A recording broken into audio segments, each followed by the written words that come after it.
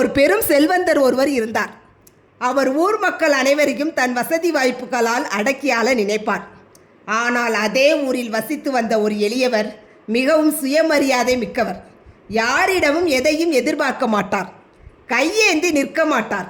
எல்லோரும் என்னிடம் வந்து நிற்கிறார்கள், இவன் மட்டும் ஏன் வரவில்லை என்ற அகங்காரம் செல்வந்தருக்கு ஏற்பட்டது.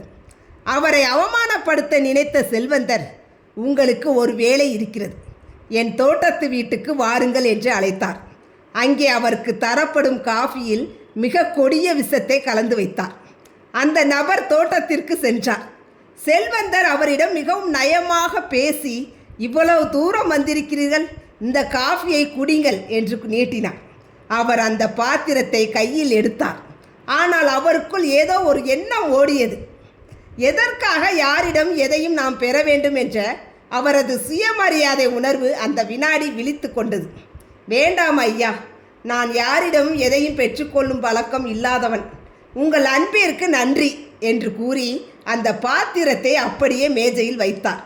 அந்த நேரத்தில் ஒரு அணில் மேஜை மீது தாவி குதிக்க காஃபி பாத்திரம் சரிந்து தரை முழுவதும் கொட்டியது.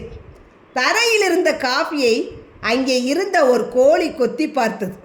சில நொடிகளிலேயே அது சுருண்டு விழுந்தது. இதை பார்த்த அந்த நபர் அமைதியாக சொன்னார், ஐயா, நான் உங்களை சந்தேகப்படவில்லை. ஆனால் யாரிடமும் எதையும் யாசகமாக பெறக்கூடாது என்ற என் கொள்கைதான் இன்று என் உயிரை காப்பாற்றி இருக்கிறது. எனக்கு தேவையானதை நான் கேட்காமலேயே அந்த பரம்பொருள் தந்துவிடுகிறார் என்பதற்கு இதுவே சாட்சி என்றார். செல்வந்தர் தன்னுடைய தீய எண்ணத்தை எண்ணி வெட்கத்தில் தலைகுனிந்தார். ஒருவரின் தன்மானமும் இறை நம்பிக்கையும் அவருக்கு தெரியாமலேயே அவருக்கு கவசமாக மாறும்.